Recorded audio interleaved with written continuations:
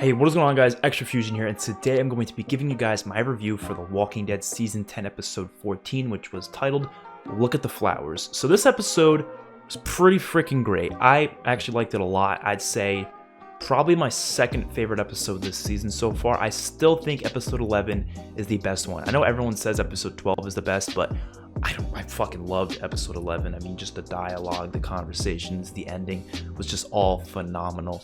But 12, I thought, honestly, was disappointing in some aspects, and everyone disagreed with me on that. It was wild. I got a lot of hate for that video, but I still thought it was a good episode. It just wasn't as great as everyone was saying. But episode 14, I think, is a really great episode as well. It's very character-driven. There isn't much action, so those of you who just want some sort of an action-packed episode, you're not going to get that out of this episode. It's very character-driven, dialogue-heavy, which I'm okay with those type of episodes if it pays off in the end, and obviously we'll see the payoffs in episode 15 and 16, which unfortunately we have to wait a while probably for 16, which is really unfortunate. I'm hoping 15 is going to be good. We'll talk about that in the prediction video. We'll talk about how I'm kind of disappointed in the promo. The promo for episode 15 does not look as exciting as I thought in episode 15 would be, but we'll get into that for the predictions.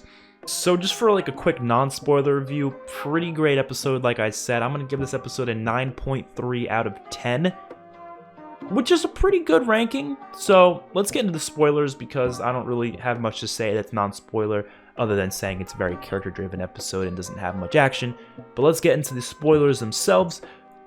My favorite part of the episode was all the DARYL and Negan stuff. I loved every second of it. Every second that Negan is on screen, Jeffrey Dean Morgan kills it. No matter how many flaws those scenes have, if there's any sort of minor issues with them, I forget about them instantly because Jeffrey Dean Morgan just steals the damn show as Negan and such an entertaining character. He's been like that since season 7 or season 6 when he was introduced. He's just been incredible the entire time, to the point where I want to say Negan is my favorite character. Like, I really do all the time because, you know, I love Rick, love DARYL. Negan's in third place, I'd say, but like every episode, man, he just moves up, and I'm like, bro, honestly, if we're talking about characters that are still alive right now, he's probably my favorite right now. So love every second this man is on screen, and I loved all the stuff that they did with him in this episode. So starting off, they had the Negan and Carol scenes in the beginning where they showed a flashback of the previous scene when Carol was letting Negan free. I'm glad they did that. They didn't like skip over it. They showed us it, which they skipped over it back then, but I'm saying they showed us eventually, which was good. Lets us know exactly what the conversation was like in that scene. And then Carol was leaving, which at first I was kind of scared about that because I really don't like when they keep going down that same route with Carol, with her going on her own, saying she needs to be alone.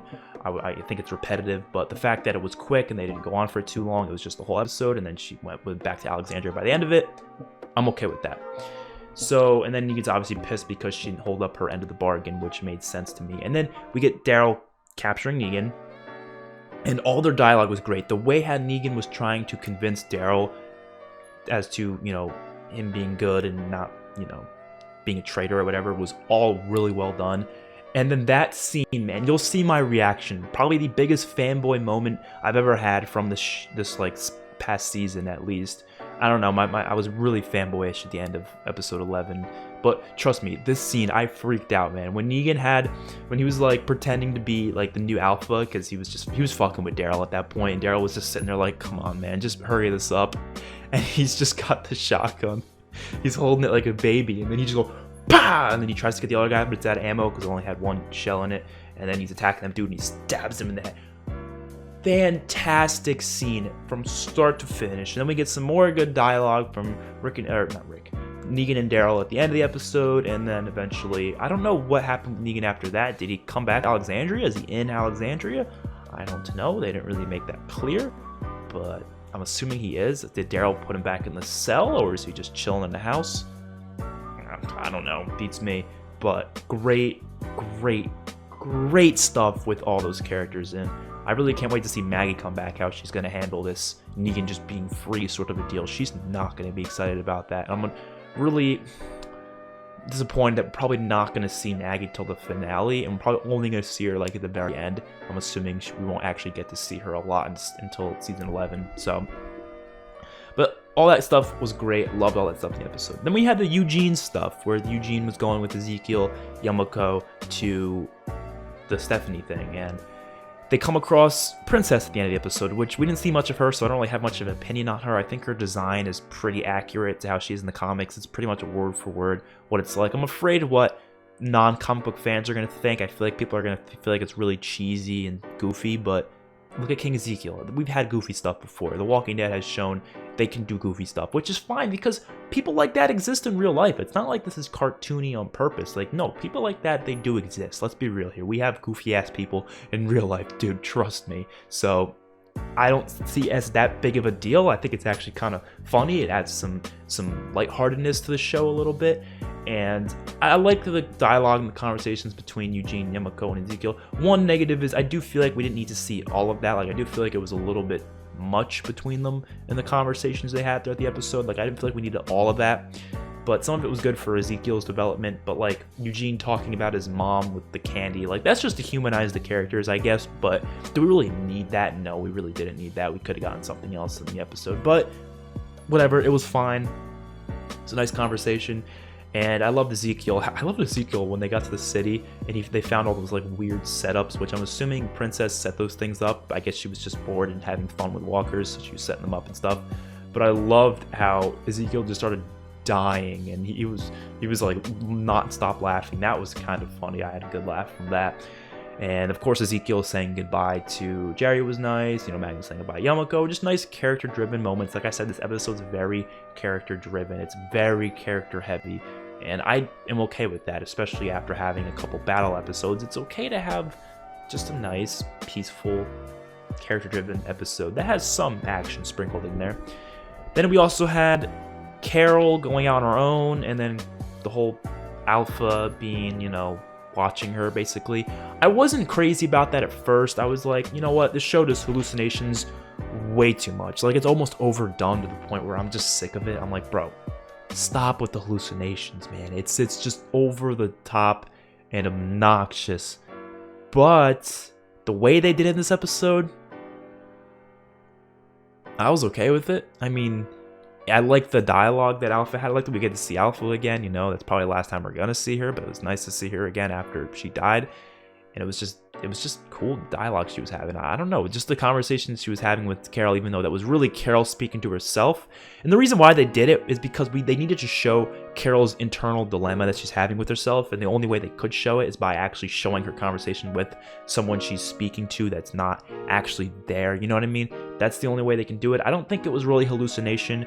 Like I just said previously, it was more of just something that was in her mind, and just for the audience's sake, they're just going to show Alpha there to make it easier for us. But it's really just something in her mind. She's not actually hallucinating. She's not actually seeing Alpha there, I don't think. I think she's just imagining it, just like anyone could imagine anyone right in front of them. Just, you know, that's what your brain does. You can imagine things. So I think that was kind of cool stuff. I liked how it called back to previous characters like Lizzie, Mika, Sophia, Henry. That was nice. And it was just good stuff for Carol, but at the same time, I also felt like some of it was dragged on a little bit. I was like, do we really need all of this? I don't think so. Then we had the beta stuff. I think that was probably the last thing that was going on in the episode was the beta stuff, which was also pretty interesting. That was cool at the end, how he put half of Alpha's face on him. It's a weird look for him, but I don't care. I'll see how it works, see how it looks in future episodes. And I thought for symbolism's sake, I thought it was pretty cool. I kind of liked it. I liked how he was just having this internal dilemma with himself, just like Carol was. He was about identity. This episode is all about identity, really. And that was important for Beta. He was really just thinking about, who the hell am I? Like, he was literally crying when he was listening to his past music, which that, if you didn't notice, I'm sure most of you did, that was his song. He used to be a musician back in the day, country singer, and those were some of his songs, and he was listening to them, and he was just, like, crying, man. And I'm surprised he was, you know? And I think he realized Alpha, like, the only way I can be strong, I can't be as strong as you.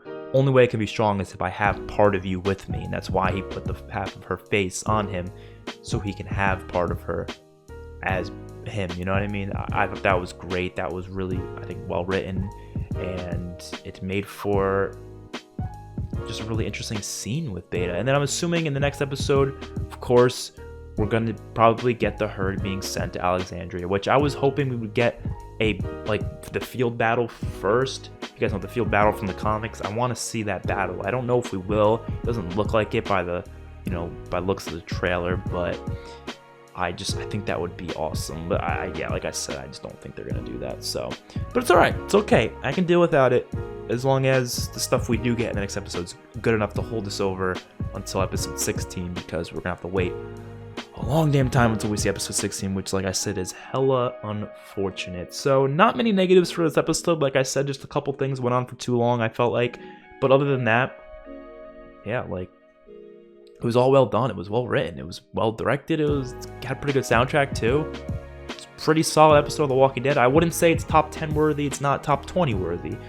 Honestly, it's disappointing to say, but I don't think a lot of season 10 episodes have been I don't think not a single season 10 episode has been top 10 worthy for me personally. I don't think any of them should be in the top 10.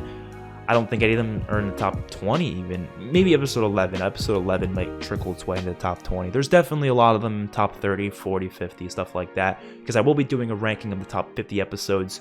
I want to say after episode 15. I might just wait till episode 16 comes out, because I'm sure episode 16 is going to be a banger, and I wouldn't be surprised if it's near the top of my list.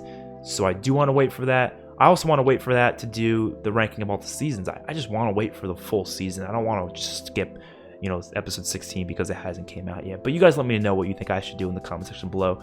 Don't forget to subscribe, like, and share the video. And I'll see you guys in the next one. Peace out.